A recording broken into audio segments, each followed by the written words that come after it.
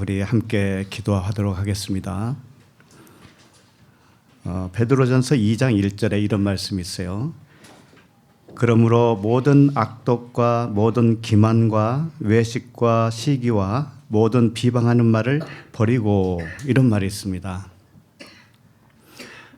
여기 보면 악독, 기만, 외식, 시기, 비방, 이런 단어들이 있죠.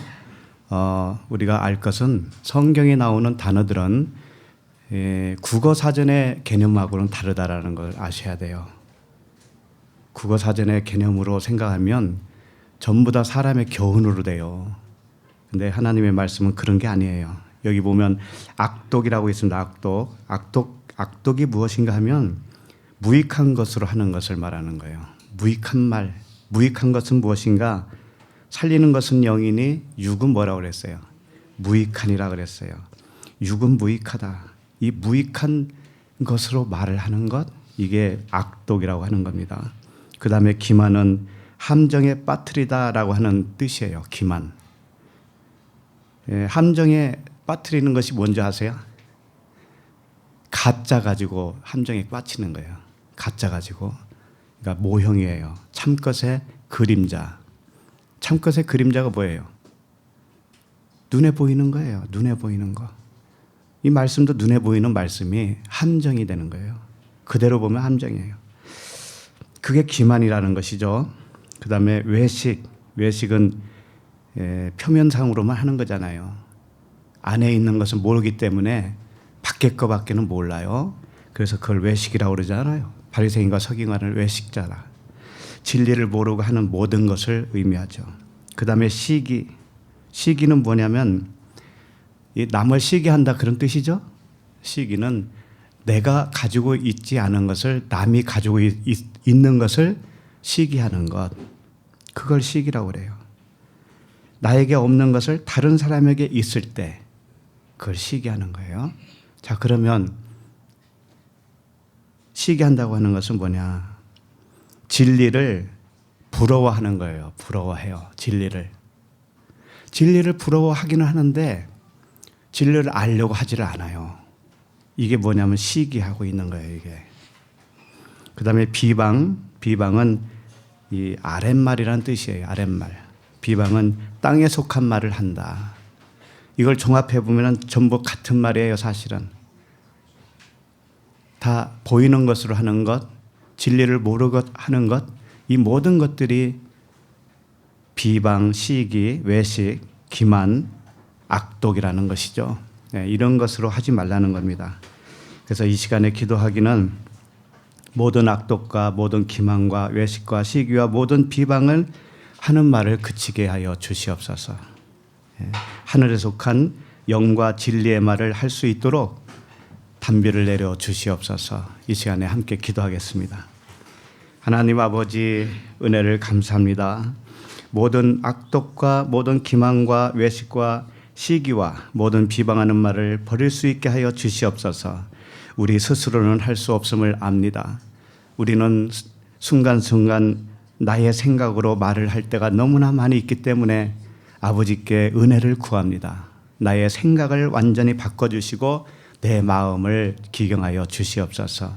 내 마음을 주님 무너뜨려 주시고 육신의 생각을 무너뜨려 주시고 아버지의 마음으로 세워 주시옵소서. 진리 되시는 그리스도의 마음으로 다시 세워 주시옵소서. 단비를 내려 주시옵소서. 은혜의 단비, 하늘에서 내려오는 빛들의 아버지께서 내려오시는 은혜의 단비로 우리를 촉촉히 적셔 주시옵소서. 하나님 아버지, 저희들을 그리스도의 장성한 분량에까지 인도하시는 아버지께 찬양을 드립니다. 모든 악독과 기만과 외식과 시기와 모든 비방의 말들을 버리게 하여 주시옵소서. 아버지의 은혜가 넘치게 하셔서 아로새긴 은쟁반의 금사와 같이 영과 진리의 언어를 사용케 하여 주시옵소서. 예수 그리스도 이름으로 기도합니다. 아멘. 네, 반갑습니다. 우리 옆사람과 인사 나누시죠. 웬일이세요? 안 보이시던 얼굴들이 이렇게 보이시고 오늘 처음 방문하신 분 계시면 손 좀 들어주시겠어요? 네, 저 오산에서 오셨어요. 오산에서. 뜨거운 박수로 환영하겠습니다. 네, 생각보다 멀지 않다고 했어요. 한 달에 한 번 정도 오실 거죠? 더 자주도 올 수 있어요. 이야, 예, 정들겠네요. 그래요. 멀어도 한 번 정도 이렇게 올 수 있는 거 그렇게 어렵지 않아요. 부산이라 할지라도 일이 있으면 가잖아요. 결혼식 있으면 가죠. 예, 그거보다 못 하겠습니까, 교회가? 예시장보다 못 하겠어요? 예, 하나님 말씀을 보시겠습니다. 누가복음 20장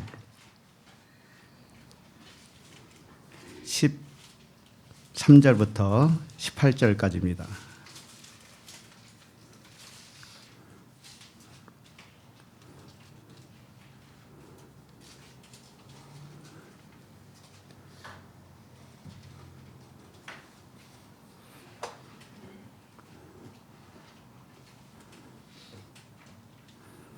누가복음 20장 13절부터 18절 한 절씩 같이 읽겠습니다. 시작.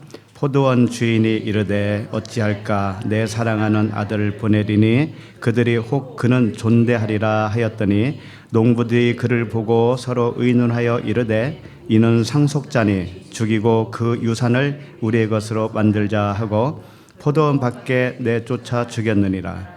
그런즉 포도원 주인이 이 사람들을 어떻게 하겠느냐? 와서 그 농부들을 진멸하고 포도원을 다른 사람들에게 주리라 하시니 사람들이 듣고 이르되 그렇게 되지 말지다 하거늘 그들을 보시고 이르시되 그러면 기록된 바 건축자들의 버린 돌이 못등의 머릿돌이 되었느니라 함이 어쩌미냐? 무릇 이 돌 위에 떨어지는 자는 깨어지겠고 이 돌이 사람 위에 떨어지면 그를 가루로 만들어 흩으리라 하시니라. 아멘. 누가복음 107번째 말씀 제목은 포도원 농부 비유 두 번째입니다. 포도원 농부 비유 두 번째. 세 번째는 없어요. 오늘의 포도원 농부 비유 마지막 말씀이에요. 이렇게 말씀 들으시면서 적는 것도 중요한데 적다 보면은 말씀을 놓칠 그럴 때가 많이 있죠. 경험을 해보시죠. 그래서 이 적는 것보다 더 중요한 게 뭐냐면 오늘 이 시간 지금 깨닫게 되는 것이 더 중요해요. 예, 그래서 어떤 단어의 한 뜻을 나는 그 뜻이 뭔지를 좀 배워야 되겠다. 그거 외워야 되겠다. 이런 마음으로 할 필요는 없어요. 그 지식입니다. 그거. 저는 이 말씀이 이런 말씀이다라는 것을 가르쳐야 되기 때문에 할 수 없이 원어도 보고 그 단어의 뜻도 말씀해 드리지만 전체적으로 의미를 받아들이면 되는 거예요. 예. 물론 가르칠 생각이 있으시면 그건 집에 가서 따로 공부하셔야 돼요. 책을 펴놓고 따로 세밀하게 공부를 하셔서 말씀을 가르치면 좋아요. 그러나 이 시간에는 배우는 게 그렇게 배우는 게 아니에요. 전파하는 거예요. 하나님의 말씀은 전파예요. 그래서 마음판에 새겨지는 거예요. 새겨지는 거. 마음판에 새겨지는 게 중요한 것이지 꼼꼼히 적어놔도 집에 가서 안 보면 소용없어요. 그죠? 다 경험해봤어요. 우리가. 그렇기 때문에 잘 들으십시오. 그냥 잘 들으시면 돼요. 하나님의 말씀은 어디를 봐도 우리를 구원하는 말씀이죠. 그죠? 그러니까 하나님이 우리에게 주시는 말씀은 다 구원의 말씀이에요. 전부 다. 한 절 한 절이. 그렇다면 이 한 절 한 절 말씀이 하나님의 사랑이에요. 사랑. 그러죠? 어머니가 자식을 기르면서 하는 말 하나하나가 뭐예요? 다 사랑이죠. 자식을 사랑하는 마음에서 나오는 것이죠. 네. 그와 같이 하나님의 말씀은 사랑이에요. 그런데 인간은 어떻게 듣는가 하면은 선과 악으로 들어요. 그것을 선과 악으로. 그런데 사랑은 선과 악이 아니죠. 선과 악을 덮는 것이 사랑이죠. 하나님은 사랑이셔요. 그래서 그렇다면 이 말씀만 그런 게 아니에요. 우리의 삶이 그렇단 말이에요. 우리 모든 삶이 사실은 선과 악이 아니에요. 선과 악으로 보이긴 하는 거예요. 그렇게 다가옵니다, 우리에게. 그런데 그건 나의 기준에 의해서 볼 때는 선과 악이에요. 그러나 하나님의 눈으로 보면 전부 선이시고 사랑이란 말이죠. 사랑의 표현이에요. 근데 우리는 그러죠. 아니, 하나님 우리를 사랑하는데 왜 나를 이렇게 해요? 그런다고요. 그럴 수밖에 없어요, 우리는. 그렇기 때문에 하나님이 눈을 확 열어주면 그 모든 것이 하나로 보일 때가 온단 말이죠. 예, 그게 사랑이에요. 그래서 주님은 이 모든 말씀이 영생을 주는 데에 목적밖에 없어요. 그렇다면 오늘날 우리가 사는 목적이 있죠? 이게 영생을 주기 위한 목적밖에 없어요. 예. 이 사실을 믿고 받아들인 사람에게만 그 모든 것이 선이 돼요. 그 모든 것이 사랑이 돼요. 예. 그래서 오늘 왜 이 말씀을 서두에 드리냐면은 오늘 말씀이 지난주부터 살펴봤잖아요. 보면은 악한 농부들이 있었고 그 농장의 주인은 아들을 보내는 건 오늘이에요. 근데 지난주까지 종을 3번이나 보냈잖아요. 근데 그걸 다 내쫓고 때리고 상하게 만들었단 말이에요. 근데 그것만 보면 어떻게 돼요? 선과 악이죠. 전부 악하게 보이죠. 그죠? 맞는 쪽은 선이고 때리는 쪽은 악이잖아요. 겉으로 보기에는. 근데 그렇지가 않단 말이에요. 이게 전부 다 하나님의 사랑의 마음을 담아서 설명하는 거란 말이죠. 이미 우리는 들어서 알 거예요. 오늘 말씀도 그런 맥락에서 나온 말씀이에요. 오늘 말씀도.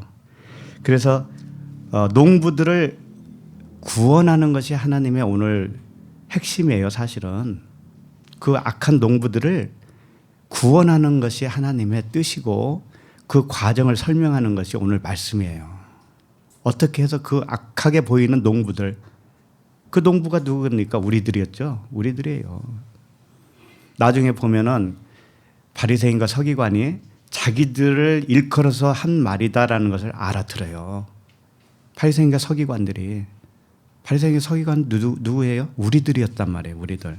그러니까 우리들을 지칭을 해서 간접적으로 비유로 설명한 것이다라는 걸 알아요. 이 사람들이. 알고 어떻게 해요? 예수님을 어떻게 하려고 그래요? 잡으려고 그랬잖아요. 예수님 죽이려고 그랬다고 말. 그죠? 근데 그렇게 하는 거 보고 우리는 또 어떻게 생각하냐면 저 나쁜 놈들. 아니 예수님을 죽이려고 하네. 저 나쁜 놈들. 이런단 말이에요. 항상 우리는 선과 악이라니까. 근데 그게 아니라는 거예요. 말씀은. 그래서 아들로서 오늘은 이제 아들을 보내요. 최종적으로 아들로서 죽어주시는 그 섬김. 그 아들이 죽어야 완성이 된다라는 것을 보여주는 거예요. 아들이 죽어야. 예수께서 죽으셨잖아요. 근데 그 의미가 뭐냐, 이제 그것을 오늘 말씀을 통해서 알게 될 겁니다. 로마서 5장 8절에 보면 이런 말씀이 있어요. 우리가 아직 죄인 되었을 때에 그리스도께서 우리를 위하여 죽으심으로 하나님께서 우리에 대한 자기의 사랑을 확증하셨느니라. 우리가 죄인 되었을 때, 우리는 항상 죄인이었지만 왜 죄인인가 하면 이 밖으로 이렇게 나타나면 이게 죄라고 그랬죠. 눈에 보이도록 나타난 것이 이게 죄라고요. 다른 것이 죄가 아니고. 그러니까 우리는 항상 죄였죠, 원래. 그죠? 그랬을 때 아들이 그리스도께서, 아들 되시는 그리스도께서 죽어주심으로 인해서 하나님이 너희들을 이렇게 사랑하는 거야 라는 것을 확증하셨어요. 그러니까는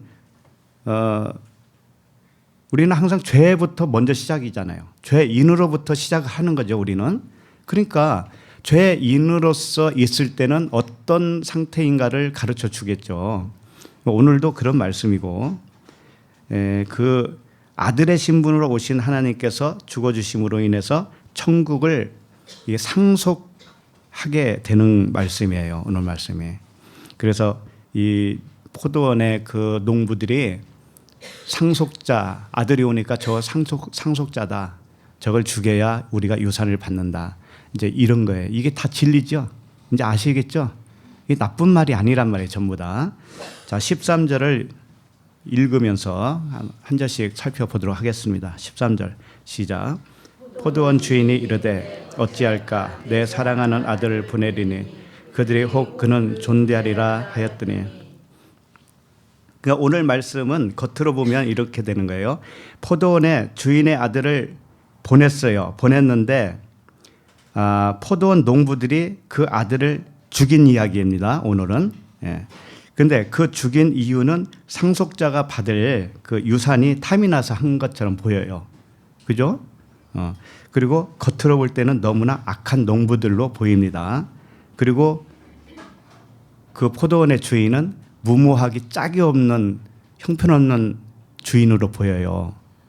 3명의 종이 그렇게 맞고 갔으면 아들을 보내는 사람이 어디 있어요, 세상에. 그죠?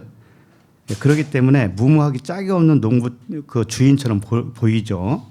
그 결국은 포도원 주인이 농부들을 어떻게 해요, 나중에? 진멸해버렸죠, 진멸하고 포도원도 다른 사람에게 주겠다 그랬죠. 그러니까는 결국은 주인이 화를 내는 분이시구나. 포도원 주인이 하나님이라면 결국은 하나님이 이렇게 화를 내시고 마는구나. 그렇게 생각할 수밖에 없잖아요. 그죠? 그러니까 겉으로 보면 전부 다 이상한 분들이에요. 아니 악한 농부들은 이해가 가요. 아들까지 죽였으니까. 그러면 선한 그 포도원 주인 되시는 분이 선하다면 그것까지 참아야 되는 거 아니에요? 못 참고 진멸해버리죠. 진멸. 자, 이런 것들을 보면서 이게 도대체가 무슨 말인가. 근데 이게 전체가 하나님의 사랑을 확증한 말씀이라고 했을 때 그 맥락을 잃어버릴 수는 없잖아요. 그죠? 그 맥락을 벗어날 수는 없어요. 이 말씀을. 그러니까는 이 말씀에 숨겨져 있는 것이 분명하죠. 자, 그러면 13절을 다시 보세요. 13절. 여기 보면 포도원 주인이 이르되 어찌할까 그랬죠. 이 어찌할까라고 하는 이 말씀을 보면은 어떤 느낌이 들어요. 이미 종 3번을 보냈는데 맞고 왔죠. 자, 그걸 보면서 어찌할까 이렇게 고민하는 것 같잖아요. 그죠? 이제 어떻게 할까?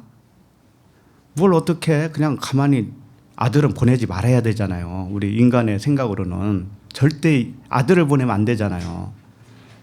아들 맞고 돌아오면 어떻게 하려고. 그러니까 이게 그런 말이 아니에요. 포도원 주인이 어찌할까 이게 골똘히 고민하고 생각하고 이런 단어들이 아니에요. 이게 그게 뭐냐면은 사랑으로 완성하는 말씀이잖아요. 이 말씀이. 그러니까 이 악한 농부들을 어떻게든지 구원에 이르게 하는 하나님의 계획이 있단 말이죠. 그래서 이건 골똘하게 어떤 고민이 아니고 아들을 보내야 된다라고 하는 당위성을 설명하고자 하는 거예요. 사랑으로 완성하기 위해서는 이 방법밖에 없다라는 것을 표현한 말씀이에요. 그러니까 어찌할까라는 것은 뭐냐면은 어찌해야 되는가 하면 아들을 보내야 된다. 이 말씀이란 말이에요. 그래서 내 사랑하는 아들을 보내리니 그러죠. 어찌할까 고민하는 것처럼 보였는데 내 사랑하는 아들을 보내리니 이랬단 말이죠. 이게 무슨 뜻일까요? 왜 사랑하는 아들을 보내야 될까요? 결국은 우리가 악독한 자였잖아요. 원래는 눈에 보이도록 나타났으니까. 그러면 눈에 안 보이도록 우리를 해주는 것이 뭐예요? 그게 구원의 완성이죠. 그렇게 하려면 하나님은 사랑이시잖아요. 그러니까 하나님이 사랑이신데 사랑하는 아들로 오는 거예요. 사랑이라고 하는 아들로 오시는 거예요. 이게 잘못 생각하면 하나님 따로 있고 사랑하는 아들이 따로 있고 이렇게 생각하는데 그게 아니에요. 하나님은 한 분이셔요. 그렇기 때문에 하나님은 사랑이시라고 그랬죠. 그분이 사랑이라고 하는 아들로 온단 말이에요. 사랑이라고 하는 아들로 와서 죽어주시는 거예요. 그래야 너희들도 사랑으로 완성되는 거야. 그 말씀이에요. 그러니까 하나님은 사랑이시기 때문에 사랑이라고 하는 것은 선과 악이 아니고 영이에요. 영. 영은 선하시고 그분만 영과 진리란 말이에요. 그러니까 영과 진리로 우리를 전환시켜 주는 것이 뭐냐면 우리를 사랑되게 해주시는 거예요. 우리도 똑같이. 그러려면 하나님이 아들로 오셔서 우리에게 오시는데 사랑이라고 하는 아들로 와야 된다. 그 말씀이에요. 자, 그러면 그 다음에 보면 그들이 혹 그는 존대하리라 하였더니 이렇게 돼 있죠. 존대할 것이다 라고 아들을 보내는 것이죠. 자, 그러면 농부들이 그 악한 농부들이 아들이 왔을 때 존대를 하게 될까요? 안 될까요? 겉으로 보면 존대 안 한 것처럼 보이죠? 왜냐하면 죽였으니까. 그러니까 내가 서두에 말씀드렸죠. 이 성경에 나오는 단어들은 국어 사전의 개념과 다르다고 그랬죠. 존대하는 게 뭔지 알아요? 존대하는 게? 바로 이런 거예요. 예를 들어서 대통령이 우리 교회에 왔다고 칩시다. 근데 허름한 옷을 입고 누더기 옷을 입고 왔다고 칩시다. 그러면 겉으로 보면은 어떻게 해요? 거지죠, 거지. 거지죠? 그러면 그걸 존대할 수 있어요, 없어요? 못하죠? 자, 그런데 그분이 대통령이라는 걸 알면 어떻게 될까요? 존대하죠? 외모로는 아무리 누더기를 입고 왔다 할지라도 그분의 신분을 알아차리면 어떻게 돼요? 존대하겠죠? 그럼 무엇 때문에 존대하게 된 거죠? 신분. 그 안에 담겨 있는 그 진짜를 알았다라는 거잖아요. 바로 그와 같아요. 그렇게 되면 어떻게 하겠어요? 그 누더기 옷을 다 벗기고 새 옷을 갈아입히겠죠? 누더기 옷을 벗기는 게 뭐냐면 죽이는 거예요. 예수님을 죽인다고 하는 의미가 뭐냐? 예수님의 겉옷, 겉의 신분, 눈에 보이는 그 육체, 그것을 죽이는 거예요. 죽이는 것이 뭐냐면 그 안에 있는 진짜 본질을 깨닫는 것이죠. 그거예요. 오늘 말씀이. 그러니까 아들을 그 포도원의 주인이 보낸 아들을 존대하는 것이 뭐냐면은 그 아들의 신분을 정확히 아는 걸 말하는 거예요. 겉으로 볼 때는 그냥 육체인데 꿰뚫어 보게 되니까 그 안에 있는 뭐예요? 본질을 알게 된 것이죠. 그러면 겉에 있는 건 죽인 거예요? 살린 거예요? 죽인 거잖아요. 겉에 있는 건 죽인 거죠. 육은 죽인 것이 되는 거예요. 그래서 이렇게 비유가 이렇게 되어 있는 거예요. 자, 그러면 이 존대라고 하는 단어를 일단 살펴보게 되면 엔트레포라고 되어 있어요. N이 뭐냐면 뭐뭐 안 해라는 뜻이에요. 뭐뭐 안 해. 트레포는 뭐냐? 트레포가 뭘까요? 회전한다 이런 뜻이에요. 회전한다. 뭐뭐 안 해 회전한다. 이것을 존대라고 표현했어요. 이게 도대체 이게 무슨 뜻일까?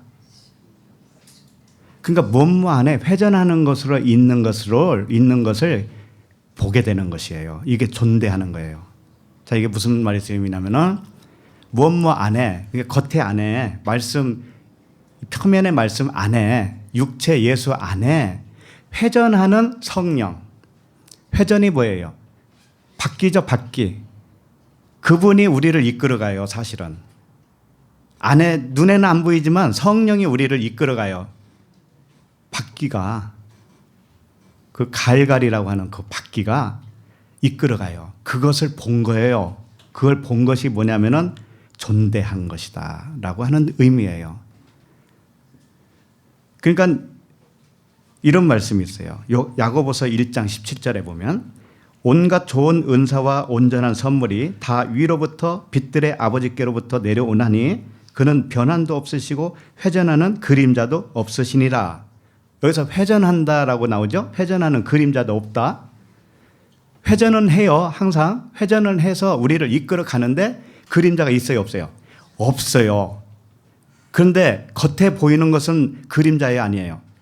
그림자잖아요. 모형이고 그림자죠. 겉에 있는 것은. 이 세상도 전부 다 보이는 겉에 있는 것들이죠.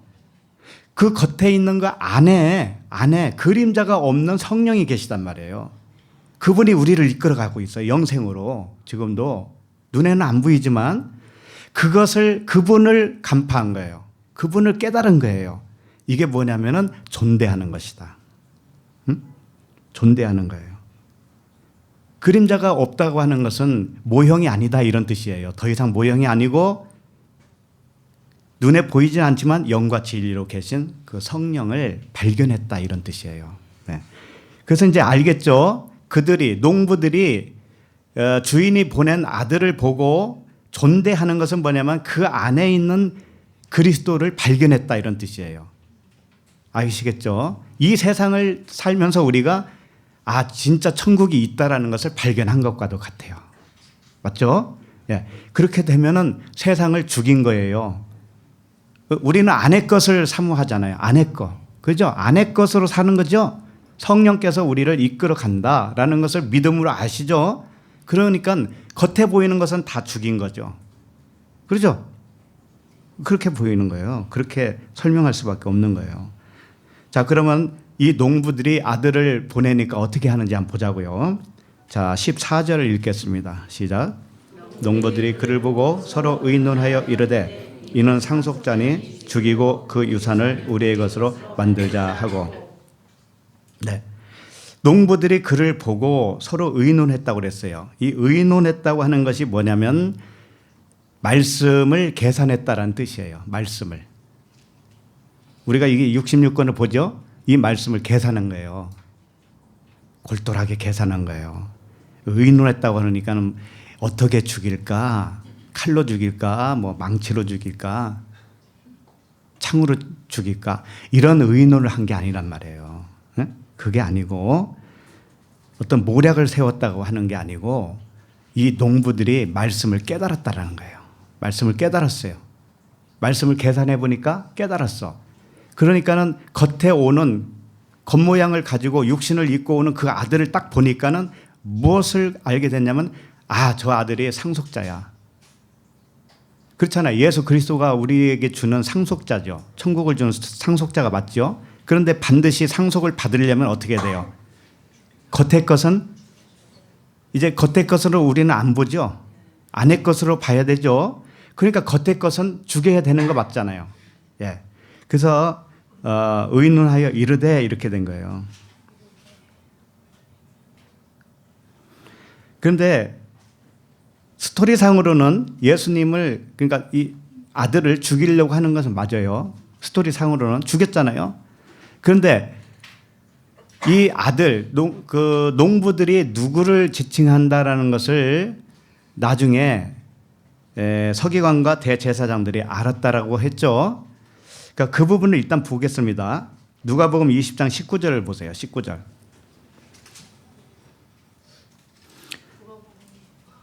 지금 보고 있는 20장 19절 읽어볼까요? 서기관들과 대제사장들이 예수의 이 비유는 자기들을 가리켜 말씀하신 줄 알고 즉시 잡고자 하되 백성을 두려워하더라. 네.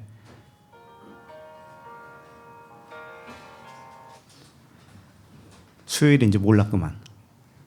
전화한 거 보니까. 그래요. 누가복음 20장 19절에 보면 서기관들과 대제사장들이 뭔가를 깨달았는데 예수님이 하신 이 비유가 자기들에 대한 비유였구나를 알았어요. 그러니까는 농부들이 누구라는 거예요? 악한 농부들이 자기들이라는 것이죠. 그러니까 자기들과 농부들이 지금 같다라는 거예요, 지금. 그러면 스토리상에서 농부들이 아들을 죽였잖아요. 그러니까는 이 제사장과 서기관들이 누구를 죽여야 되는 게 맞는 거예요. 예수님 죽여야 되잖아요. 그래서 잡으려고 했던 거예요. 그런데 아직 때가 안 된 거죠. 다만 그런 거예요. 이게 선과 악으로 보면 이 나쁜 놈들 예수를 죽이려고 하더니 이 나쁜 놈들 이렇게 된단 말이에요. 절대 몰라요. 하나님의 말씀을 절대 모릅니다. 이게 감추어지면 몰라요. 자, 그러면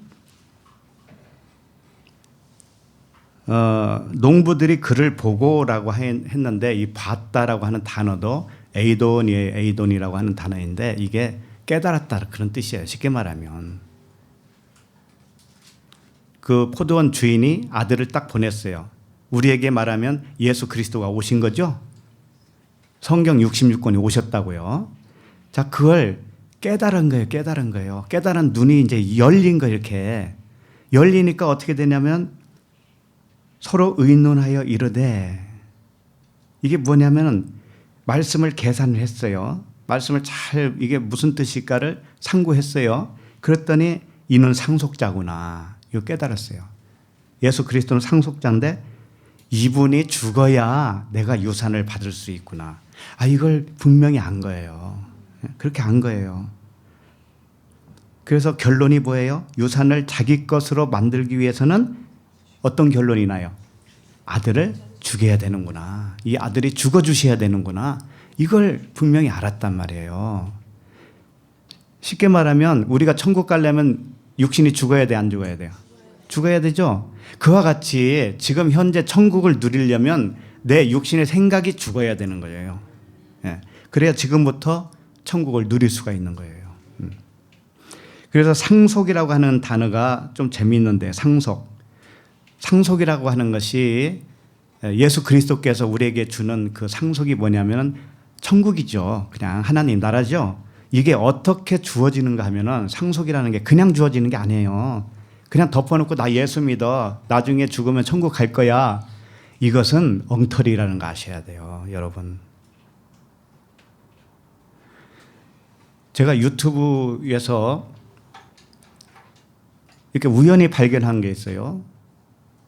대전에 있는 무슨 교회도구만, 두자. 알 사람 알겠죠?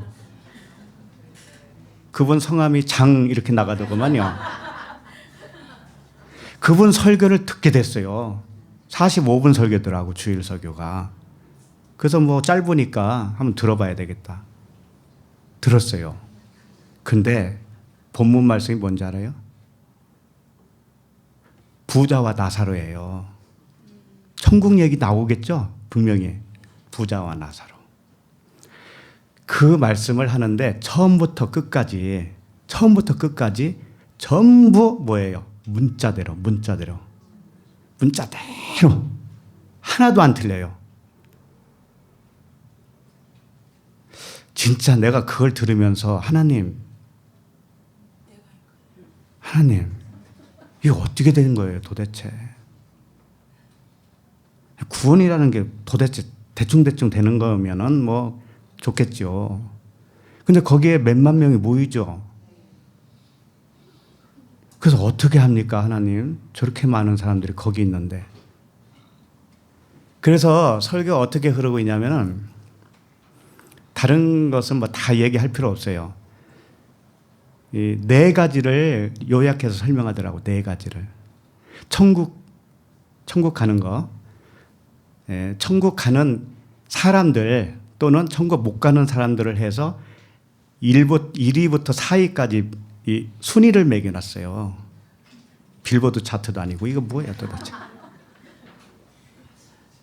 그러니까 천국 가는 사람 2사람, 지옥 가는 사람 2사람을 이렇게 순위를 매겨놨는데 1위가 뭔지 알아요? 1위는 좋은 거죠, 일단은. 그죠? 천국 가는 사람이요. 1, 2는 천국 가는 사람이고 3, 4위는 지옥 가는 사람이에요. 그러니까 1위로 천국 가는 사람은 어떤 사람이냐면 이 세상에서 부자로 살다가 천국 가는 사람. 이 세상에서 부자로 살다가 천국 가는 사람. 이게 1등이라는 거예요. 자, 그 다음에 이 땅에서 찢어지게 가난하게 살다가 천국 가는 사람 2위.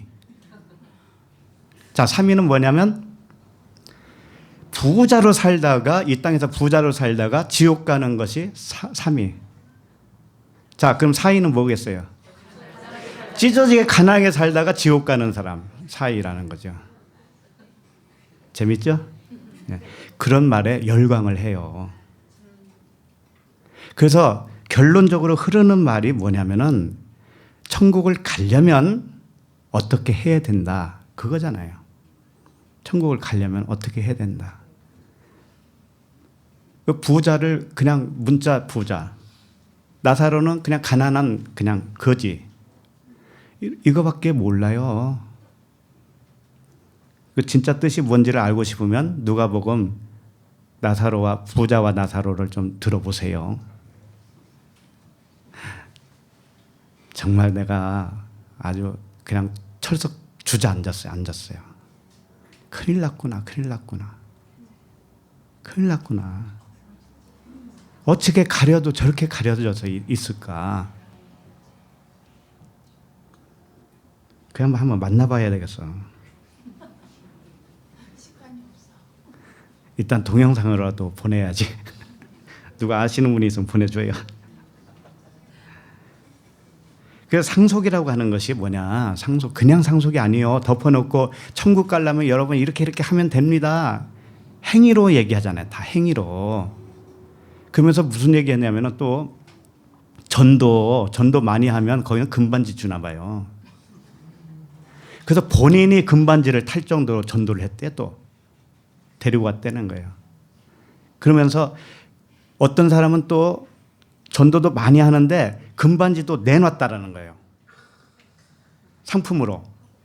그러니까 얼마나 좋아 보입니까?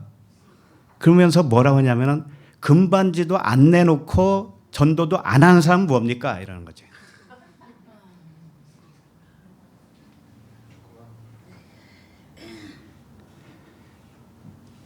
그러니까 결국은 뭐예요? 행위로 가는 거죠? 행위로 가는 거예요. 어쩔 수가 없는 거예요. 이게 가려져 있으면은 어떻게 포장을 해도 다 행위예요. 결국은 행위란 말이에요.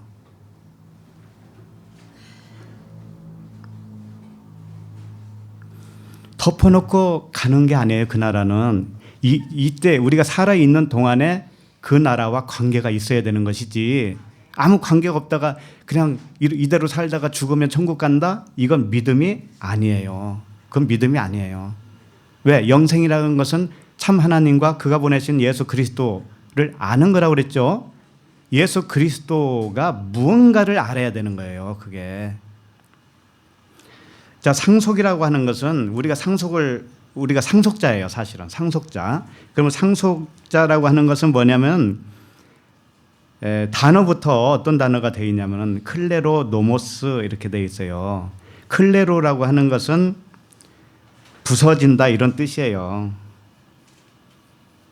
그런데 노모스는 뭐예요? 율법이거든요. 노모스. 그러니까는 노모스가 부서져야 내가 상속자가 되는 거예요. 그런데 율법 아래 갇혀 있는데 그거밖에 모르는데 무슨 상속자냐고요. 그게 부서져야 된다니까. 부서져야 상속자가 되는 거예요. 그러니까는 모세의 얼굴에 수건이 가려운 것 같이 그리스도 앞에 가지 못하고 얼굴이 가려 있으면 그런 현상밖에 안 나타나는 거예요. 전부 다 여러분 부자로 살다가 천국 가면 좋잖아. 그게 일이라는 거예요. 일이. 그러면 그 말씀 듣고 어떻게 살 것 같아요? 그런 사람들이. 부자로 살아야 1등 하는구나. 천국은 이미 따놨다. 나 교회 다니니까. 이거잖아요. 나 예수 믿으니까 천국은 따놨지. 그러니까는 이제 부자로 살면 1등 하겠네. 이러는 거죠.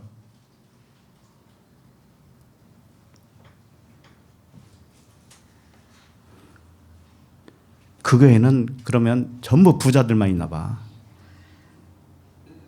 가난한 사람은 못 갈 거 아니에요, 거기는. 그죠? 2등 하기 싫으니까.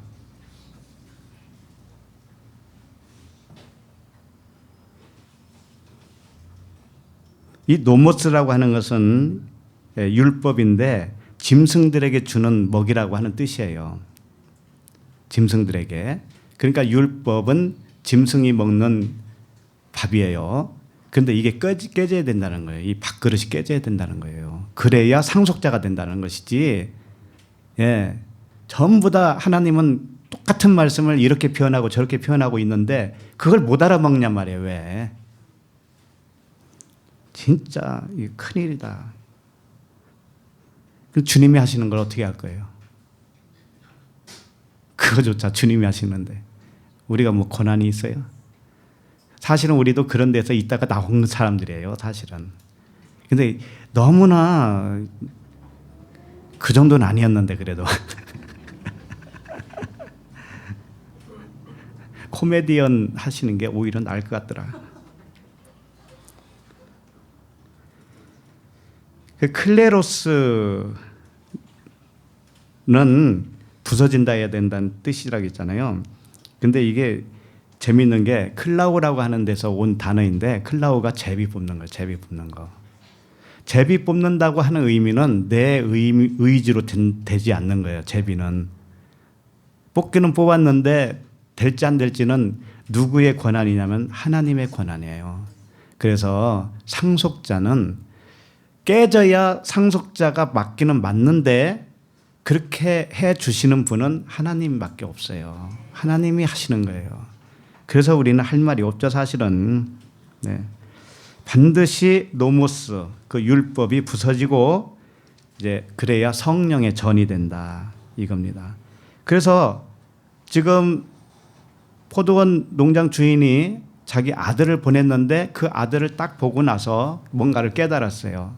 그래서 깨져야 되는구나라는 것을 즉각적으로 알았죠. 상속, 내가 유산을 받으려면 저 아들도 깨져야 되고 나도 깨져야 되는구나, 이거 알게 된 거예요. 같이 동반해서 죽어야 된다는 것을 알았어요. 자, 이렇게 알았습니다. 그러면 15절을 보도록 하겠습니다. 시작. 포도원 밖에 내쫓아 죽였느니라. 그런즉 포도원 주인이 이 사람들을 어떻게 하겠느냐. 여기 보면 포도원 밖에 내쫓아 죽였어요, 아들을. 이게 과거형으로 쓰였어요, 전부 다. 자, 왜 그런가 하면은 주님이 나중에 보면 이제 뭘 하냐면 이 사람들을 진멸하죠. 진멸하는 것은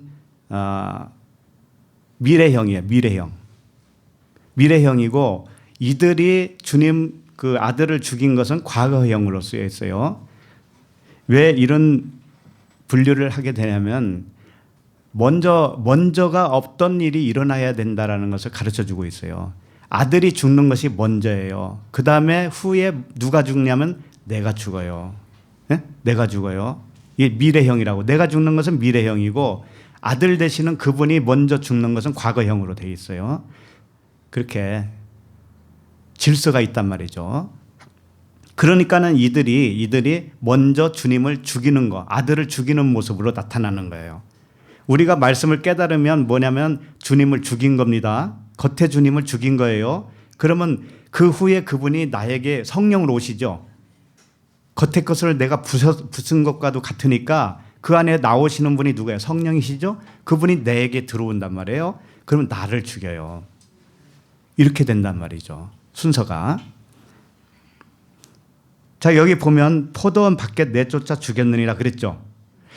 이 한글로만 보면 그 아들을 포도원 밖으로 내쫓아서 죽였다, 이렇게 되어 있죠. 예. 근데 그런 의미보다는 좀 더 정확한 의미는 뭐냐면은 이 아들이 포도원으로 죽은 거예요. 포도원으로. 포도원은 뭐예요? 천국이죠. 천국의 모형이잖아요. 포도원 자체가 뭐예요? 하나님 나라죠. 그러니까 하나님의 아들은, 그리스도는 누구예요? 그분 자체가 천국이고 하나님 나라죠. 그러니까 하나님 나라, 포도원이 죽은 거란 말이죠. 포도원이 죽었어요. 그게 말이 안 되니까 번역을 이렇게밖에 할 수 없죠. 이게 어떻게 되어 있냐면 내어 쫓았다. 이게 제일 먼저 나와요. 내어 쫓았다. 그 다음에 그를 밖의 것으로, 밖으로 내쫓았다는 것이 아니고 그 아들이 밖의 것으로 그 포도원을 죽였느니라, 이렇게 되어 있어요. 포도원을 죽였다니까? 근데 그 아들과 포도원을 일치시키는 거예요. 이해가 갑니까? 그렇잖아요. 예수는 천국과 진짜 천국이 드러나려면 겉에 있는 육체 예수님이 죽어주셔야 되잖아요. 그러니까 성전을 사실은 포도원이라고 할 수도 있고 성전을 하나님 나라라고 할 수도 있죠. 천국이라고 할 수 있죠. 근데 겉의 성전은 무너져야 되는 거잖아요. 밖의 것이라고 한 거예요. 그걸 밖의 것. 표현을 밖의 것이라고 한 거예요. 그러니까 예수님이 딱 오시니까 육체는 밖의 것이 되는 거예요. 그 안에 계신 그리스도가 안의 것이 되겠죠. 그죠? 그러니까 안의 것이 드러나려면 어떻게 되냐면 겉의 것이 무너져야 되죠. 죽어야 되죠. 그것을 여기서 표현해 주고 있는 거예요. 그러니까 다시 정리를 하면 그 아들을 포도원 주인이 보낸 그 아들을 어떻게 한 거냐면 밖에 속한 포도원으로 죽인 거예요. 그 아들이 포도원과 일치되는 거예요. 일치되는데 밖의 것에 해당되는 그런 의미로서 죽였다 이런 의미예요. 성경은 굉장히 정확해요. 그러니까 그분이 포도원이기도 하고 그 아들이 포도원이기도 하고 포도원의 상속자, 그 천국이라고 하는 상속자인데 겉의 것이 무너져야 상속이라고 그랬죠. 아까 분명히. 그러니까 그분은 겉의 것으로는 무너지는 거예요. 근데 그걸 누가 하냐면 이 깨달은 내가 하는 거예요. 그게.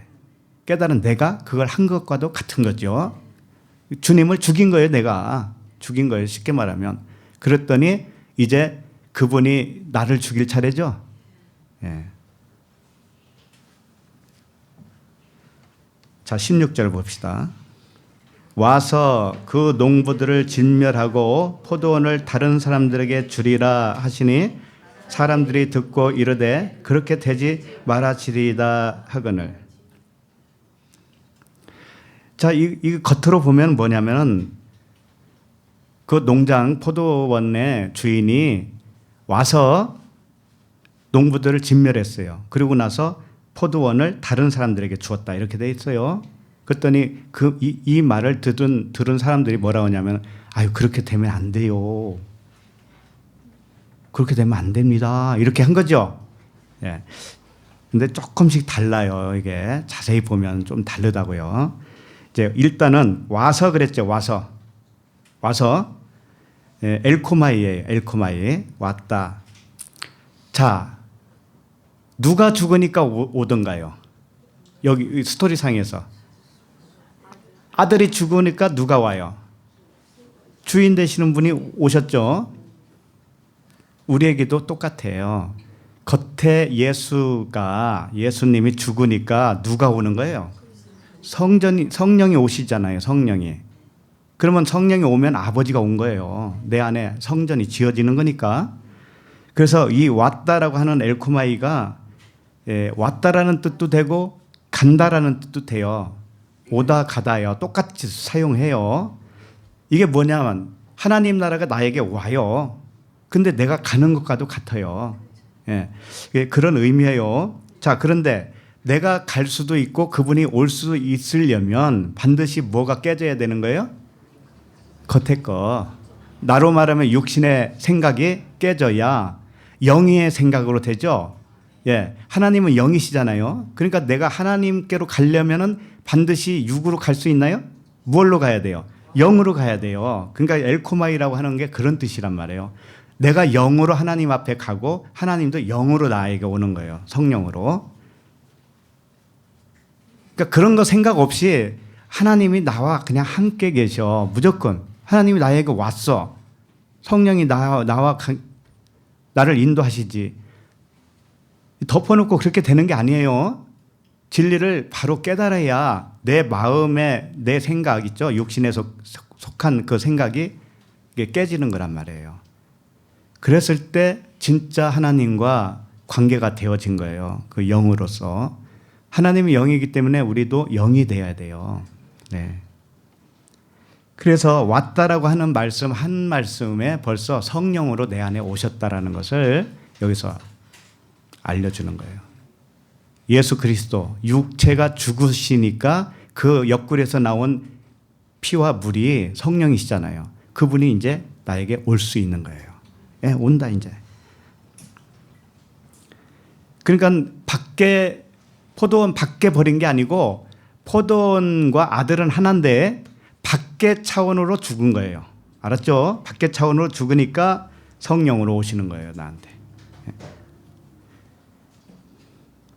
그 다음에 그 농부들을 진멸하고 이렇게 되어 있죠. 이 진멸한다고 하는 단어도 아폴림인데 이게 성전을 무너뜨리는 그런 뉘앙스의 단어들이에요. 성경을 무너뜨려 성전을 멸망시키고 그런 단어들이에요.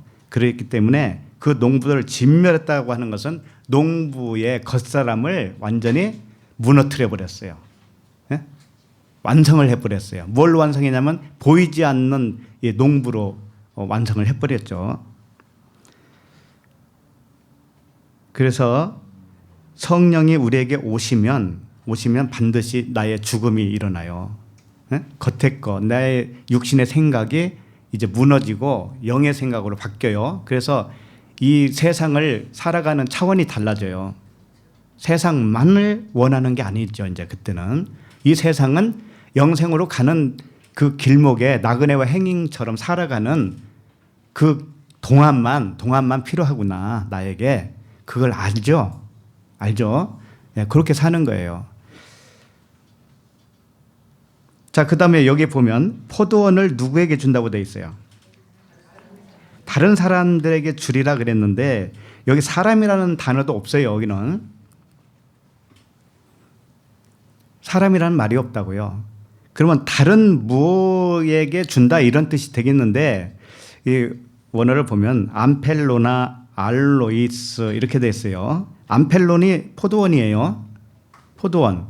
포도원을 알로스 이렇게 돼 있어요. 알로이스가 뭐냐면 다른 것, 부분, 다른 것이라는 거예요. 다른 것, 또 다른 것. 원래 박성규가 있는데 박성규는 규인데 또 다른 박성규 이런 뜻이에요. 자, 그러니까 이게 뭐냐면은 암펠로나 알로이스 이렇게 돼 있다는 건 뭐냐면은 다른 사람에게 준다는 뜻이 아니고 다른 포도원으로 준다 이런 뜻이에요. 다른 포도원. 누구에게? 그 농부들에게. 동일한 사람이란 말이에요. 동일한 사람. 동일한 농부들을 진멸하니까 겉에껏 죽었죠. 그러면 아까 아들이 와서 포도원 밖에 포도원으로 죽어주셨죠. 자, 그러면 무엇만 남느냐면 전부 다 아내 것만 남죠. 네, 아내 것만 남아요. 전부 다. 그래서 다른 포도원을 준다 이런 뜻이에요. 다른 포도원. 우리도 이 세상 살 때 포도원에서 살았던 거예요. 이 세상이 포도원입니다. 그런데 이건 밖에 거죠. 이 밖에 거 무너지니까 안에 것에 해당되는 포도원을 새로운 포도원을 우리가 받는 거예요. 그게 천국이란 말이죠. 그게 하나님 나라예요. 예, 그런 뜻이에요. 이 말씀이. 그러니까 다른 사람에게 이렇게 넘겨준다는 뜻이 아닙니다. 다른 포도원으로 그 농부들에게 주는 거예요. 그러니까 굉장히 어렵죠, 이게. 아니, 농부들을 다 죽여서 진멸시켰다고 하는데 어떻게 다른 포도원 차원으로 그들에게 또 주냔 말이에요. 죽었는데. 이게 말이 안 되죠. 근데 아는 사람은 아는 거지, 이제는. 이렇게 기록을 했는데도 이게 무슨 말인지 탁 알아차려요, 이제.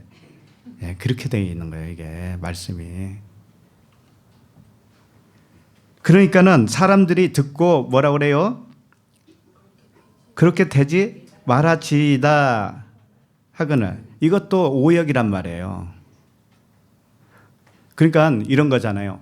그 진멸시키고 막 이게 굉장히 무서운 것처럼 보이니까 사람들이 아유, 그런 일이 일어나면 안 되죠. 이렇게 한 것처럼 보이죠. 그게 아니란 말이에요. 이 사람들이 다 알아들었어요. 이 사람들이. 뭐냐면은 그렇게 되면 안 된다라고 하려면 이것도 미래형으로 써야 되죠. 잘 생각해 보세요. 예수님이 지금 비유를 이렇게 설명했죠. 그러면 이게 다 멸망시키고 진멸시키고 그런 의미로 이렇게 받아들이면 앞으로 그런 일이 일어나면 안 되죠. 해야 되죠. 그러면 이 말씀이 전부 다 미래형으로 써야 된단 말이죠. 미래에 그런 일이 일어나면 안 된다. 그러죠? 근데 다 과거형으로 썼어요. 그게 무슨 뜻이냐면은 그런 일이 아직 안 일어났잖아요. 과거에 그런 일이 없었잖아요. 이런 질문과 같은 거예요. 쉽게 말하면. 주님이 비유로 설명했죠. 비유로 설명했는데 그 이면의 뜻이 뭔가 하면은 농부들에게 진짜 상속을 주는 거죠. 농부들에게 진짜 상속을 진짜 포도원을 주는 거예요. 처음에는 뭘로 줬냐면 새로 줬잖아요. 새로. 그러니까 기초예요. 그게 전부 다 기초로 줬는데 그걸 무너뜨려야 진짜를 줄 수 있다라는 말씀이죠. 이게 요약을 하면은 그걸 알아들었단 말이에요. 알아들었으니까 뭐라고 한 거냐면은 지금까지는 그런 일이 없었잖아요. 이렇게 질문한 거예요. 이 사람이 알아듣긴 했는데 절반만 알아듣는 거지. 쉽게 말하면 지금까지는 그런 일이 없었잖아요. 그런 거예요. 그러니까 그렇게 되지 말아지리다 그게 아니고 그렇게 되지 않았잖아요. 이런 질문이란 말이에요. 아셨죠?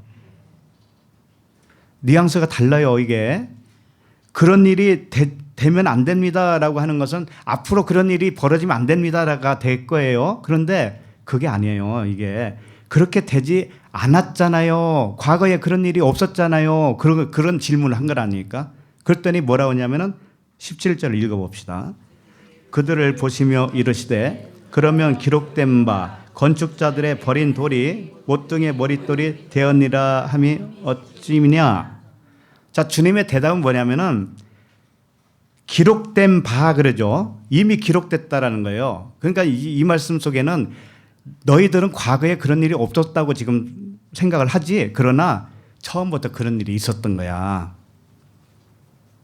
지금 비유의 말씀이 뭐냐면 우리에게 천국을 상속을 해주는 말씀이죠. 이게 처음부터 있었던 거야. 이제 그걸 말씀하신 거란 말이에요.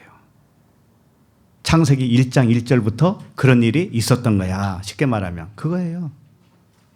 그러니까 우리들은 잘 모르니까 예수 온 그 시점에서만 구원받는다고 생각한다고. 그럼 그 이전은 뭐냐면 오실 예수를 믿고 구원받았죠. 그런다고. 오실 메시아를 믿고 구원받았죠. 이런다고요. 그게 이게 반쪽짜리 복음밖에 몰라서 그래요. 이미 주님이 그랬잖아요. 내가 아브라함보다 먼저 있었느니라 그러죠. 아브라함보다 먼저 있었다고 그랬단 말이에요. 예수 그리스도 그분은. 그러면 처음부터 있었다고 그런 말씀 아니겠어요? 태초에 말씀이 계시니라. 그죠? 말씀으로 계셨어요. 그분은 예수 그리스도로 말씀으로 계셨단 말이에요. 겉에 보이는 말씀은 예수라고 그 안에 흐르고 있는 진리는 그리스도란 말이에요. 그것은 처음부터 그렇게 있었다라는 거예요. 그분이. 그렇게 해서 구원받은 거예요. 그 겉에 것이 그때부터 무너지고 속의 것이 드러나서 그걸 깨닫고 구원을 받았단 말이에요. 그래서 그걸 상속을 받은 거예요. 하나님 나라를. 그러니까 이 구원의 방식은 처음부터 인간을 하나님이 창조해서부터 처음부터 동일한 방식으로 구원을 하신 거예요. 그러니까 이순신 장군이 구원 받았냐 안 받았냐 이런 거 가지고 갈등할 거 없어요. 그분이 성경을 알았냐 모르냐 이게 문제가 안 된다니까요. 그 당시에는. 겉의 것이 무너지면 속의 것을 깨닫게 되죠. 그러면 상속자예요. 그게. 그분도 그렇게 됐을 수도 있잖아요. 얼마든지. 한산섬 달 밝은 밤에 수레에 홀로 앉아. 다 외웠는데 제가 잊어버렸네. 그 감옥에서 다 깨져버렸을 거 아니에요. 그래서 주님의 말씀이 뭐냐면은 그게 아니야. 너희들은 지금 앞으로 그런 일이 과거에는 그런 일이 없었잖아요. 이렇게 질문했지만 사실은 처음부터 그런 일이 있었던 거지. 주님이 그렇게 설명하고 있는 거예요. 자, 그것을 어떻게 한 거냐. 17절 다시 보시면 그들을 보시며 이르시되 그러면 기록된 바 건축자들의 버린 돌이 못등의 머릿돌이 되었느니라 함이 어찌미냐. 이 말씀은 이미 기록됐는데 건축자들이 버린 돌이 못둥이 돌이 되어는 것이 오늘 비유의 말씀과도 같은 거야. 이런 뜻이에요. 오늘 비유의 말씀이 있죠. 포도원의 농부 이야기, 아들이 죽은 이야기, 주인이 가서 농부들을 진멸시키고 다른 포도원으로 준 이 이야기는 우리들의 구원 과정을 설명한 거죠. 이것을 요약을 한 거예요. 이게 요약을 어떻게 했냐면은 건축자들이 버린 돌이 모퉁이 돌에 머릿돌이 되었느니라, 이 말씀 한 절로 요약이 되는 거예요. 뭐냐면은 자 봐봐요. 아까 농부들이 주인이 보낸 아들을 죽였죠. 이 죽인 사건이 뭐냐면은 건축자들이 버린 돌인 거예요. 그게 건축자가 예를 들면 이 농부들과 같은 거예요. 포도원을 가꾸는 농부들이나 건축자나 같은 의미란 말이에요. 그 건축자들이 뭘 버렸어요?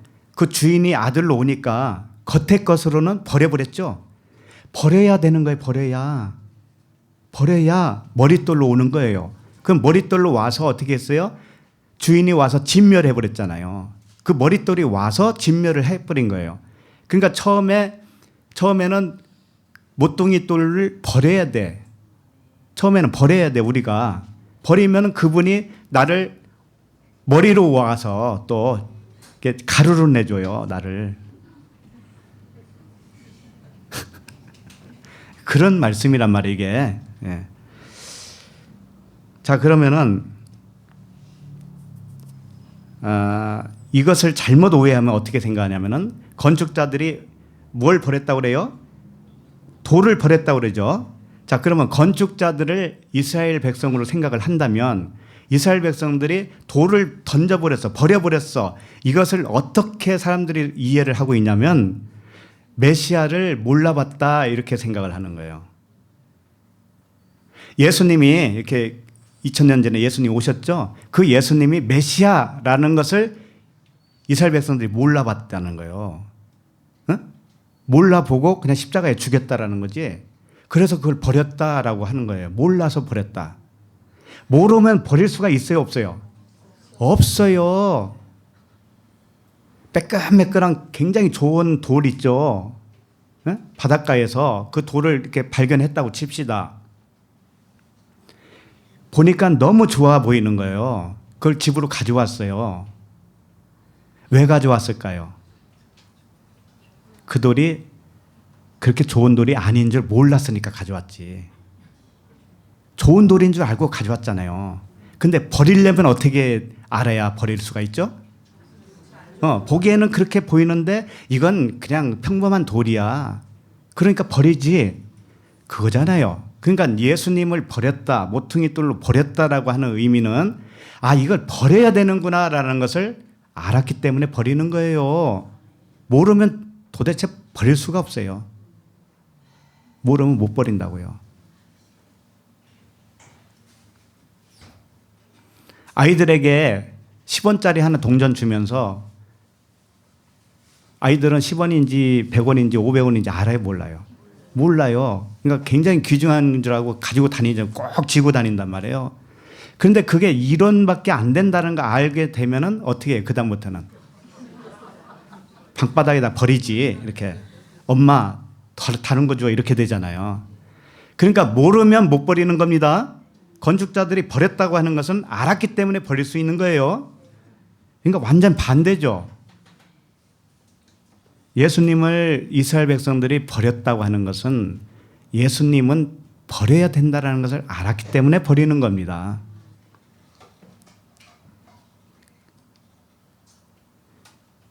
자 그러면 기록되었다고 그랬습니다. 이 말씀이 기록되었다. 그 부분을 좀 보도록 하겠습니다. 이사야서 8장 13절.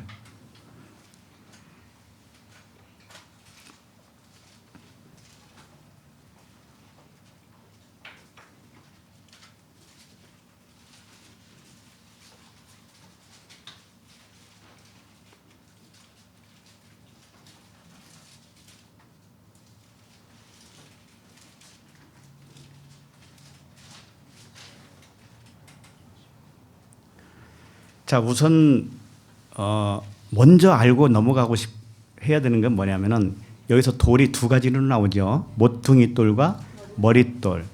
그런데 이게 같다라는 거예요. 예를 들면 예수는 그리스도죠. 예수는 모퉁이 돌이라면 그리스도는 머릿돌이에요. 근데 이게 같아요. 그러니까 이 모퉁이 돌을 건축자들이 버린 돌이 뭐냐면은 모퉁이 돌이에요. 생각을 해보세요. 건축자들이 뭔가 이렇게 건축하다가 돌을 버렸어요. 근데 그게 머릿돌이, 모퉁이의 머릿돌이 됐다고 그러죠. 그러면 주워다가 다시 모퉁이의 머릿돌로 썼다는 얘기처럼 보이잖아요. 그러면 도대체 버린 돌이 어떻게 생겼길래 큰 돌일 수도 있고 작은 돌일 수도 있고 그 모퉁이 돌로 적절하지 않은 돌일 수도 있을 거 아니에요. 그러니까 그런 의미가 아니고 버린 돌도 똑같아. 버린 돌도 예수 그리스도시고 다시 머릿돌로 된 것도 그리스도 예수예요. 그러니까 먼저 알 것은 뭐냐면 건축자들이 버렸다고 하는 것은 첫 번째로 기초로 내주신 머릿돌이 아니고 기초석, 모퉁이 돌을 버린 거예요. 버렸더니 그 버린 돌이 알고 보니까 머릿돌이었다라는 거 아는 거예요. 이 개념을 어떻게 해야 되냐면 집을 건축할 때 모퉁이 돌을 쓰죠. 근데 그걸 버리진 않아요. 사실은 그걸로 그냥 계속 건축을 한단 말이에요. 예? 모퉁이 돌과 머릿돌은 같아요. 그냥 같아요. 그걸로 건축했어요. 그런데 여기서 말하는 그 버렸다고 하는 건 뭐냐면 그 건축물이 사실은 가짜였다라는 것을 알게 된 것을 말하는 거예요. 그러니까 성전 통째로 버린 거지요. 그 돌만 버린 게 아니고 돌이 성전이에요. 사실은 예수님이 성전이잖아요. 예수님이 나를 헐라 그러죠. 그러니까 지금 돌 하나로 표현하지만 이 돌은 성전 전체를 의미하는 거예요. 그죠? 예수 그리스도께서 돌로 오셨는데 그분이 또 성전이라고 그러잖아요. 그죠? 그러니까는 모퉁이 돌 어디다 버리고 왔다 갔다 하는 게 아니란 말이에요. 이게 지어놨더니 모퉁이 돌을 딱 놓고 지어놨어요. 건축을 했더니 이게 진짜가 아니고 이게 모형이었구나라는 것을 안 거예요. 그러면 이게 몽땅 버렸죠. 그랬더니 내 안에 성전이 새롭게 세워졌어요. 성전이 세워졌는데 역시 같은 방식으로 겉에다가 이렇게 건축한 모양 그대로 내 안에 마음 성전으로 지어졌어요. 그러니까 거기에 모퉁이 돌이 있을까요? 없을까요? 있죠. 머릿돌이 있을까요? 없을까요? 있죠. 내 안에 있다라는 거예요. 그러니까 밖에다가 지어놓은 것을 버렸다라는 것이고 버렸더니 안에 지어졌다. 이런 개념이에요. 네. 13절 이사야 8장 13절 시작. 만군의 여호와 그를 너희가 거룩하다 하고 그를 너희가 두려워하며 무서워할 자로 삼으라. 이 만군의 여호와 그를 거룩하다라고 하고 무서워할 자로 삼으라고 하는 것은 뭐냐면 이 여호와는 성령을 의미하는 거예요. 성령님은 어떻게 오실 수 있는 분인가 하면은 겉의 것이 깨져야 오실 수 있는 분이죠. 그러니까는 두려워해야 되는 거예요.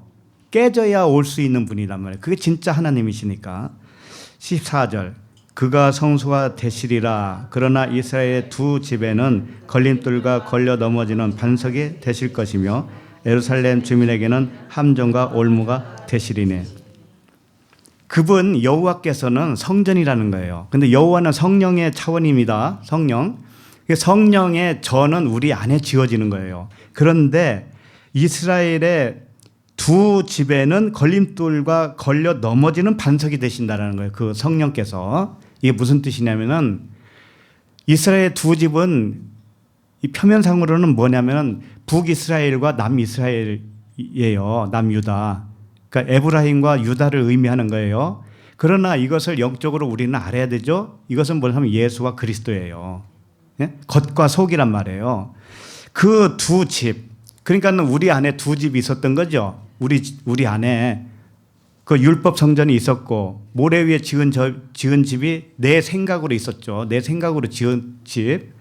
그다음에 성령께서 지어지는 집이 있죠. 그게 진짜 성전이잖아요. 그것이 있는데 걸림돌과 넘어지는 반석이 된다는 건 뭐냐면은 이 이스라엘 두 집, 두 나라, 남과 북, 이것은 눈에 보이죠? 이건 모형이에요. 모형.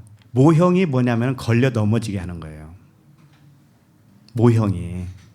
우리가 세상에서 무엇 때문에 넘어져요? 보이는 것 때문에 넘어지잖아요. 다 보이는 것 때문에. 아내가 보여요, 안 보여요? 남편 보여요, 안 보여요? 보여요. 보이는 것 때문에 넘어진다고. 저 사람이 내 마음을 이렇게 몰라줄까? 응? 그 다 걸려 넘어지는 게 뭐냐면 이 보이는 것 때문에 그래요. 이게 모형과 그림자였는데 그것을 표적으로 볼 줄 모르기 때문에 넘어지는 거예요. 자, 그렇게 해서 왜 넘어뜨려야 되느냐면 이게 진짜가 아니라는 거 알려줘야 되잖아요. 그러니까 넘어뜨리는 수밖에 없죠. 예. 예루살렘을 진짜로 알고 있는 이 주민들에게 모퉁이돌을 놓은 거예요. 모퉁이돌은 사실상 예수 그리스도죠. 하나님 자신이에요. 하나님 자신. 하나님 자신이 이제는 이 모형으로 놨다가 언젠가는 눈을 딱 열어줄 때가 와요. 그분이 눈을 딱 열어주면 아, 이게 진짜가 아니었네라는 것을 안다고요. 그때 걸려 넘어진 거예요. 그 모형 앞에 걸려 넘어졌어요. 깨닫는 것이 넘어지는 거예요, 사실은. 예, 예. 근데 막 박터지게 싸우고 있을 때는 넘어진 게 아니에요, 사실은. 서서 싸우잖아요. 그죠? 근데 걸려서 딱 넘어졌어. 그러면 그때는 깨달은 거죠. 아, 이게 모형이었구나라는 거 깨닫죠? 그때 그렇게 하기 위해서 첫 번째 것을 이렇게 주시는 겁니다. 자, 15절을 읽어볼까요? 15절. 많은 사람들이 그로 말미암아 걸려 넘어질 것이며 부러질 것이며 덫에 걸려 잡힐 것이니라.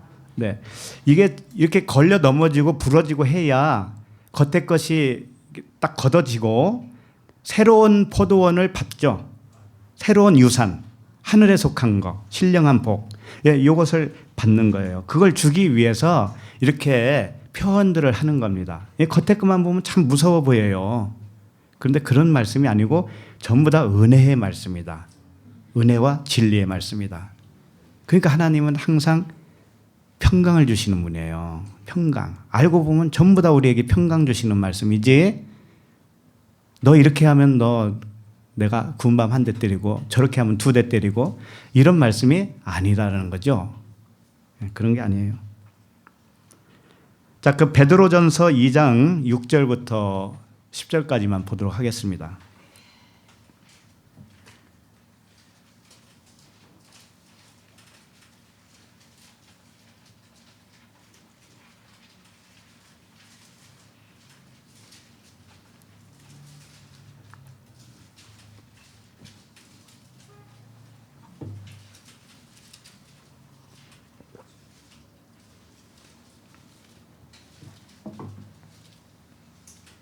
베드로전서 2장 6절 읽어볼까요?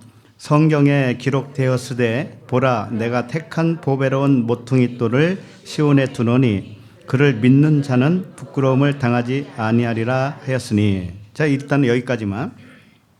성경에 기록되었으되, 이것은 구약에 있는 말씀, 아까 읽어본 말씀을 다시 여기에 표기를 해놓은 거예요.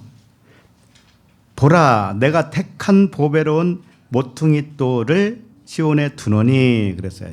이 모퉁이돌이 시온에 뒀고 보배로운 모퉁이돌이라는 거예요. 이게 누굴까요? 예수 그리스도시고 하나님 자신이에요. 말씀이신 하나님 자신이에요. 그분이 시온에 둔다라고 했어요. 시온에 두었다. 이게 무슨 뜻이냐면 보배로운 그 모퉁이돌이신 그분을 이렇게 보이도록 놨다, 이런 뜻이에요. 보이도록 나타났다 이거예요. 하나님은 보이지 않는 분인데 보이도록 이렇게 나타났어요. 자, 그런데 그 보이도록 나타난 표적을 보고 믿는 사람이 있다면 그를 믿는 자는, 이렇게 돼 있죠. 그를 믿는 자는 뭘 당하지 않는다고 그래요? 그렇지. 부끄러움을 당하지 아니하리라. 모형으로 주었는데 그것을 보배로운 산 돌로 여기는 사람이 있다 이거예요. 그리스도로 아는 사람이 있어요.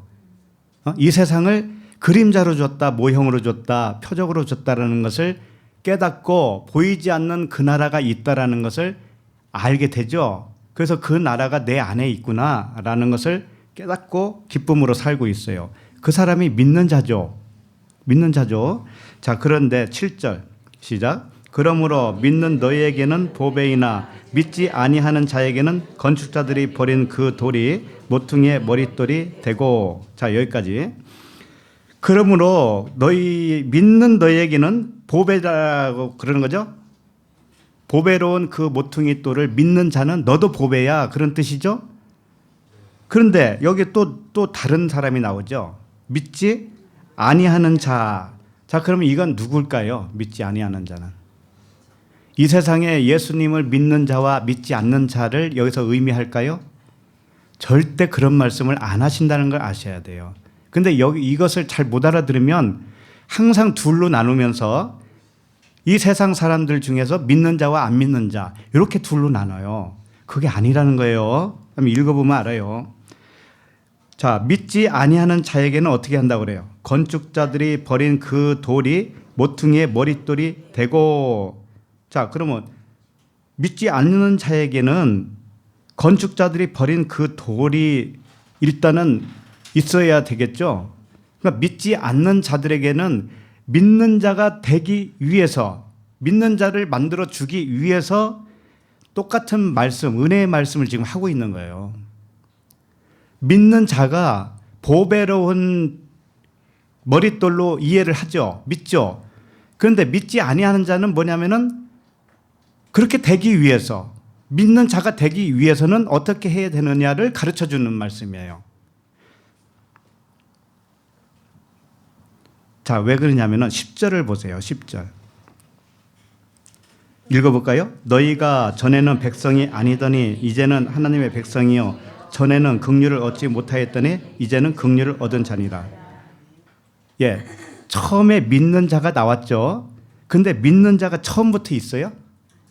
아니라는 거예요. 10절을 보면 전에는 백성이 아니었다라는 거예요. 너희들이 전에는 긍휼을 받을 자가 아니었다라는 거죠.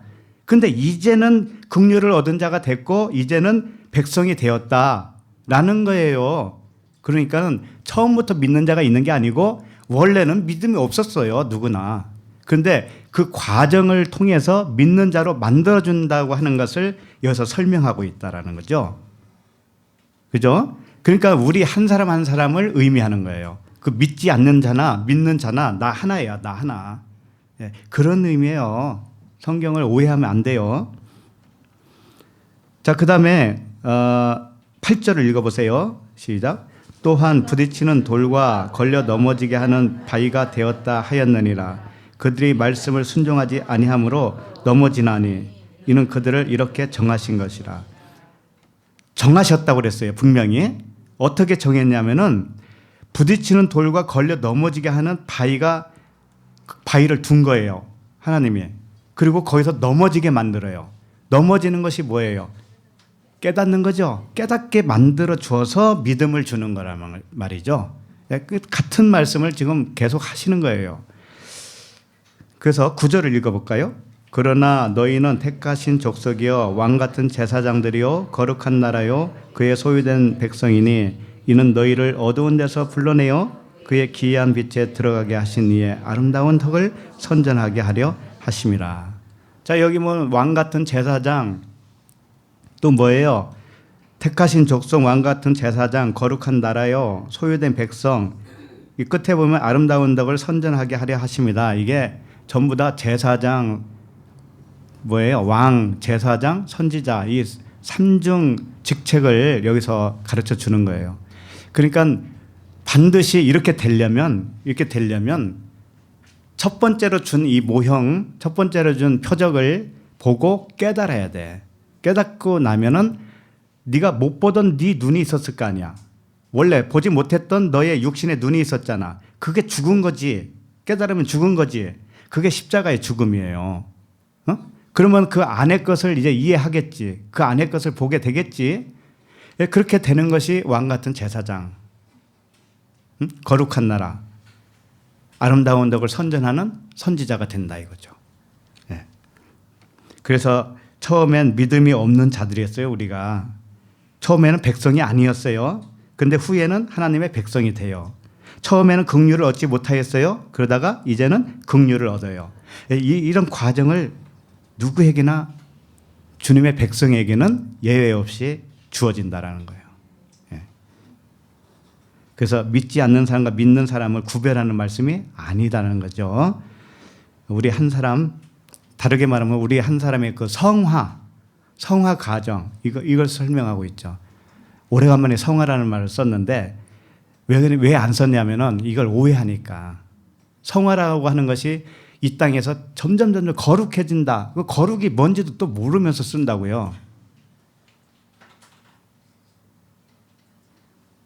성화되는 것을 어떻게 생각하냐면 남자로 말하면 술, 담배 하다가 딱 끊고 거룩하게 사는 것. 여자로 말하면 뭐라고 할까?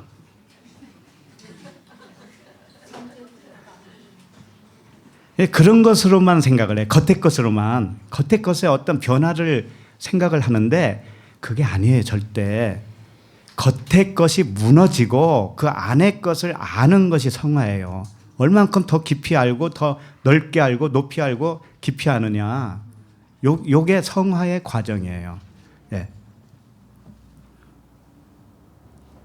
자, 그럼 17절을 요약을 다시 하면 17절. 그들을 보시며 이르시되 그러면 기록된 바 건축자들의 버린 돌이 모퉁이의 머릿돌이 되었느니라 함이 어찌미냐. 이것은 뭐냐면은 아까 그렇게 되면 안 됩니다라고 하는 질문했죠. 이게 과거에 그런 일이 없었잖아요. 이런 질문이라고 했죠. 그러니까는 주님이 17절에 뭐라고 하냐면은 그게 이미 처음부터 있었던 것인데 건축자들이 버린 돌이 있어야 되고 그 돌이 다시 모퉁이의 머릿돌이 되는 거야. 이것을 표현해주고 있는 거예요. 그러니까 오늘 비유의 말씀, 그 포도원 농부, 이 비유의 말씀이 이 말씀 하나로 요약하는 것이고 그 다음 절까지 보면 더 확실해져요. 그러니까는 이 건축자들이 버린 돌 할 때 건축자가 누구냐면 아까 비유의 말씀에서는 누굴까요? 건축자들, 농부들이에요. 자, 그러면 버린 돌은 어디에 해당될까요? 아들이죠, 아들. 주인이 보낸 아들을 죽였잖아요. 그냥 버려버렸잖아. 그렇죠? 그게 진리를 깨달은 사람에게 일어나는 현상이에요, 그게. 요게. 다 우리들에게서 다 일어났단 말이에요, 그것이. 그래서 건축자들의 버린 돌이 누구냐면은 아까 얘기했죠? 그 농부들이 보낸 아들을 버려버렸어요. 죽였어요. 이게 모퉁이 돌을 버린 거예요. 그랬더니 다시 뭘로 와요? 머릿돌이 또 오는 거예요. 그 주인이 와서 진멸했다고 했잖아요. 그 오는 거예요. 와서 머릿돌로 가루를 만들어 준 거죠. 자, 그러면 이게 한 가지만 좀 짚고 넘어가고 싶은 게 있어요. 모퉁이가 왜 모퉁이라고 하는 단어를 여기서 쓸까? 모퉁이의 머릿돌. 건축자들이 버린 모퉁이라고 하는 것이 이렇게 돼 있죠. 이쪽 면과 이쪽 면이 이렇게 맞닿죠. 그러면 이게 직각이죠. 90도 꺾였잖아요. 이게 무릎이 꺾였다라는 뜻을 가지고 있어요. 이게 회개라고, 회개. 광야가 모퉁이가 몇 개 있어요? 40년이니까 4개죠. 그러니까는 4번이 뭐가 꺾여야 되는 거예요? 무릎이 꺾여야 되죠. 그죠? 그런 의미라고요. 이 모퉁이가 고니아라고 하는 단어예요. 고니아인데 이게 모퉁이 무릎이라고 하는 뜻이에요. 무릎이 이렇게 꺾인 거예요. 이렇게 90도로. 이렇게 이게 뭐냐면은 모퉁이 돌이라는 의미예요. 근데 이렇게 꺾인 것이 되어야 이제 머릿돌이 돼요. 그게 모퉁이 돌이 똑같은 것이지만 모퉁이 돌이 꺾인 것이 뭔지를 알면 회개가 일어나죠. 그렇게 되면 그게 머릿돌로 얹혀지는 것과도 같아요. 그리스도께서 나의 머리가 되어주시는 것과도 같은 것이죠. 그래서 이게 십자가의 죽음을 의미하는 겁니다. 겟세마네 동산에서 주님이 무릎 꿇고 기도한 것처럼 십자가의 죽음이 이 무릎이 꺾이는 것을 의미하는 거예요. 그래서 그걸 모형적으로 사람들이 기도할 때 어떻게 기도해요? 무릎 꿇고 기도하죠. 그죠? 네, 그게 꺾였다고 하는 거예요. 모퉁이 모퉁이 돌로서는 버린 거예요. 이게 버린 거예요. 근데 그것도 모르고 그냥 무릎 꿇고 하면은 잘 들어주는지 알잖아요. 그래서 이 모퉁이 돌이 기초석으로 준 이 눈에 보이는 이 모형이라는 것을 깨닫는 것.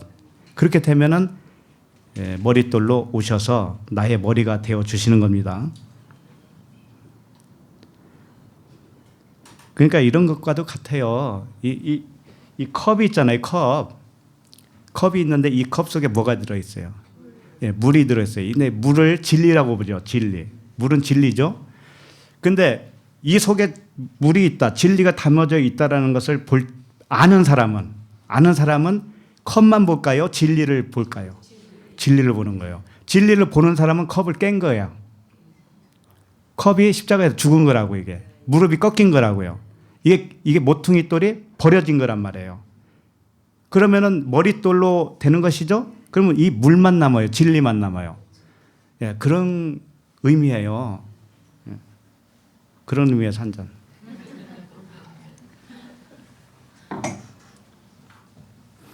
그러면 18절을 읽겠습니다. 시작.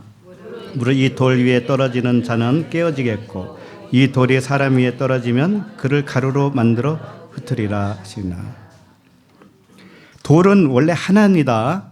돌은 하나님 자신이고 그리스도잖아요. 근데 하나예요. 하나인데 모퉁이 돌, 머릿돌 이렇게 둘로 나눴냐면은 처음에는 기초란 말이죠. 보이는 것이 기초예요. 예수가 그 기초예요. 그래서 그것이 무언가를 가르쳐 주고 있는 거예요.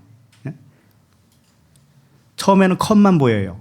근데 그 컵 속에 진리가 담아져 있다는 것을 배우죠. 가르쳐 주죠. 그러면 그 속에 보물이 담겨져 있네. 그래서 컵을 보는 게 아니고 보물을 보고 있는 거예요. 그렇죠? 그럼 컵을 깬 거예요.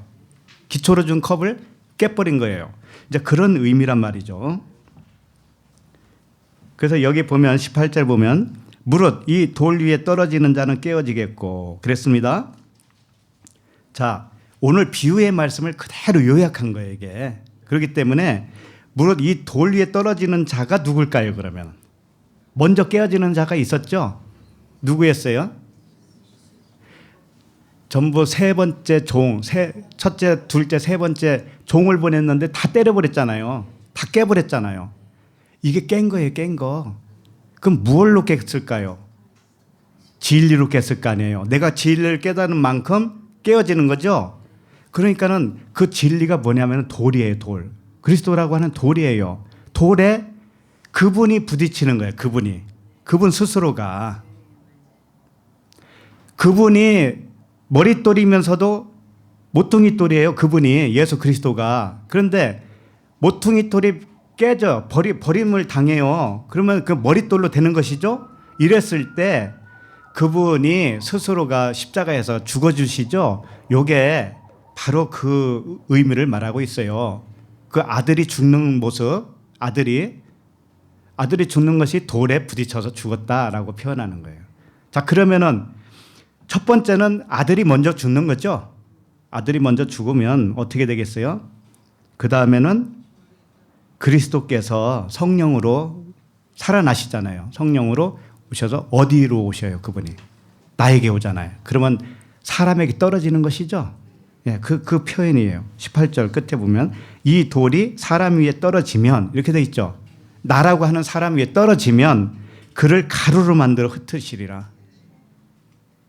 처음에는 주님이 먼저 그리스도로 드러나요. 육체로 죽으시고 그리스도로 드러나요. 그러면 거기서 나오는 성령, 물과 피, 성령이 나에게 오셔요. 그러면 나를 가루로 내는 거예요. 가루로. 그게 뭐예요? 아까 그 포도원 농부들이 아들을 죽이니까는 주인이 와서 농부들을 진멸시켰죠. 그와 똑같은 거란 말이에요, 지금. 성령이 나에게 와서 나를 진멸시켜줘요. 겉의 것에 대해서. 그래서 안에 속한 포도원, 다른 포도원을 우리에게 상속을 해 주신다. 얼마나 감사해요. 네. 우리의 겉사람을 이렇게 가루로 내주시겠다. 가루. 그래서 가루로 반죽을 해서 수제비도 해먹고 하는 거예요. 이렇게 우리 겉사람은 낡아지고 속사람은 날로 새로워지게 하시는 그 아버지의 사랑을 확증해 주시는 말씀이다. 우리도 날마다 겉사람이 가루가 되고 속사람으로 세워지는 은혜가 충만하시길 바랍니다. 기도하시겠습니다. 하나님 아버지, 저희들을 포도원의 농부로 삼으시고 성전을 건축하는 건축자로 삼으신 은혜를 감사합니다. 그러나 우리가 스스로 지은 집의 모퉁이 돌이 모래 위에 지은 집의 모퉁이 돌로 깨닫게 하여 주시옵소서. 육신에 속한 모퉁이 돌을 버릴 수 있게 하여 주시옵소서. 땅에 손으로 지은 성전이 가짜임을 깨닫게 하시고 하늘의 새 예루살렘이 우리 마음에 건축될 때 하늘 성전의 모퉁이의 머릿돌이 되어주신 우리 주님께 감사와 찬양을 드립니다. 우리 모두 스스로 땅에 지탱했던 무릎이 꺾이게 하셔 주시옵소서. 하늘로 향하여 진리의 기둥으로 무릎이 다시 세워지게 하여 주시옵소서. 모퉁이의 머릿돌이신 그리스도께서 우리의 머리가 되어 주심에 감사를 드립니다. 예수 그리스도 이름으로 기도합니다. 아멘.